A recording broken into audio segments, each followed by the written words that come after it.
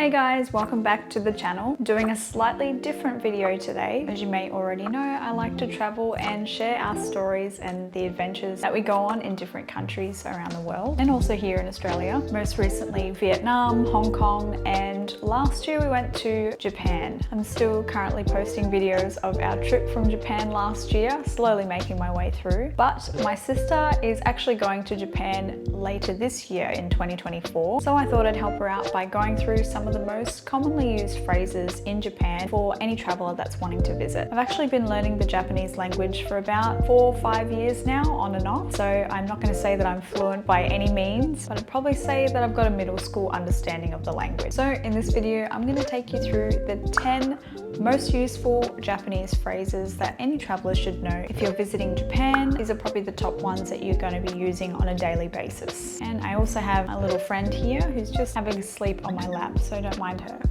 So number one on my list is arigato. And I'm sure everyone's heard of this one before, but this means thank you. So you're going to be using this on a daily basis when you're ordering food, when you're paying for the bill, when you're going into shops, when you're just interacting with people on the street, maybe you're asking for directions. This is a really useful word to know because people in Japan are quite friendly towards foreigners and usually are quite helpful if you're stuck somewhere and need assistance. So arigato is my first one. If you want to make it a little bit more formal, you would say arigato gozaimasu, but arigato is fine. Another super useful phrase, which is number 2 on my list, sumimasen, which literally means excuse me. So you're going to be using this quite a lot, whether you're stopping someone on the street because you're asking for directions, you would yell out and say, oh, sumimasen. Or if you're in the restaurant and you want to get the waiter's attention or you want to ask for the bill, it's not rude at all to stick your hand up and say, ah, sumimasen, and they will come over. You'll hear this word quite often. Sometimes people can use it if they're saying sorry, or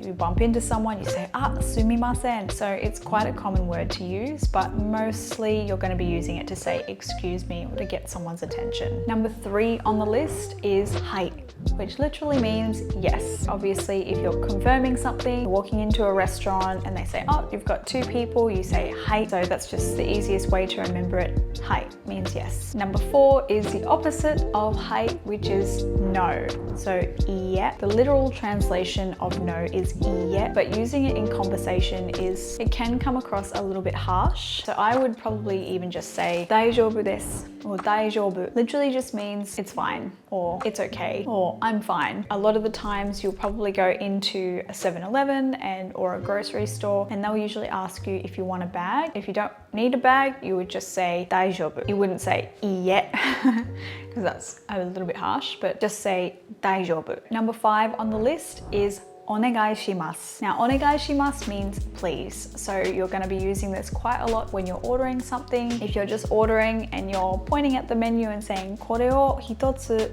you would just add on to the end onegai shimasu, which means please. Or same with my example before, you're going into 7-Eleven and you do need a bag, your response would be hai, yes, onegai shimasu, please. Number 6 on the list is eigo wakarimasu ka, which literally translates to do you understand English? Or if you want to ask if someone speaks English, you would say eigo hanashimasu ka, which literally translates to do you speak English? This is super helpful if you're maybe in a rural area and English is not as readily available, because in Tokyo, Osaka, Kyoto, you'll find there's English everywhere. There's English on the sign. Usually a lot of people speak very basic English as well, and they're usually super helpful. But sometimes you might be in a little bit more of a remote area and you might need to speak to a local to get directions somewhere. So you would just go, sumimasen, eigo wakarimasu ka? And they would just come over and say, they would either shake their head or they would say,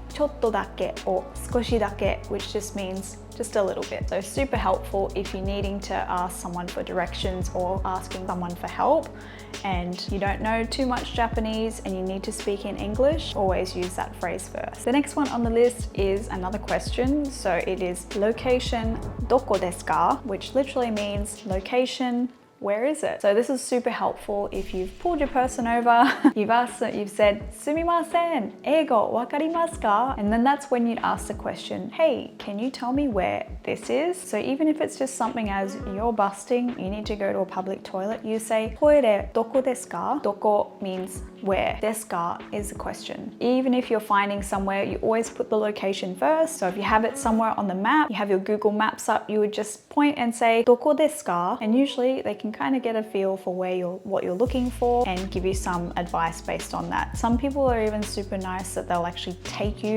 to your destination if it's super close by, but this is super handy to have so you're not walking around with your GPS getting lost for several hours. Next one is another question. If you're going shopping and you're looking for a particular item, you would say item arimasu ka, which literally means item do you have? Do you have this item? So if you are looking for something in particular, whether it's at a restaurant and you've heard that they sell this particular thing but they don't have it on the menu, you would say whatever it is. Cream puff arimasu ka?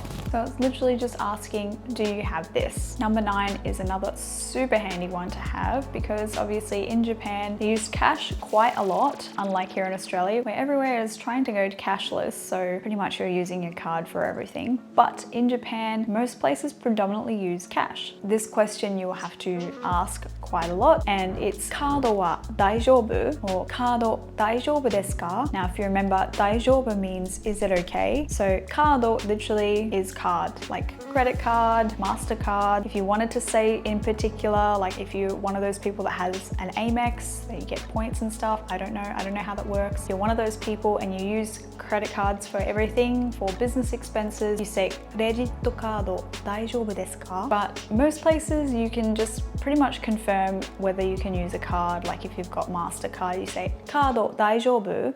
Kado daijoubu desu ka? So that's just how you can confirm whether you need to get some money out at the closest ATM or if you could just pay by card, and that's fine. The final one that I have on my list is in particular if you are at a restaurant and you have no idea what's on the menu, especially in some places if it's like down a little alleyway, not as popular with the tourists, so they don't have an English menu, and you want to eat what the locals eat. So you would ask "Osusume desu ka?" which is literally, do you have any recommendations? If you're wanting to just take a chance and try something local, you could just say "Osusume desu ka?" Do you have any recommendations? That's my top 10 that I would start with. There's quite a few other really useful Japanese phrases that you can use in Japan, but I would say these are probably the most useful that you would use on a daily basis, and it's going to get you pretty far with the locals as well. Like I said, this is not my usual content by any means, but if you're interested in this type of thing and you want to learn some more handy Japanese phrases before jetting off to Japan, whether it's for your first time, second time, third time, or 25th time, and you don't know too much about the language, but you do want to give it a shot and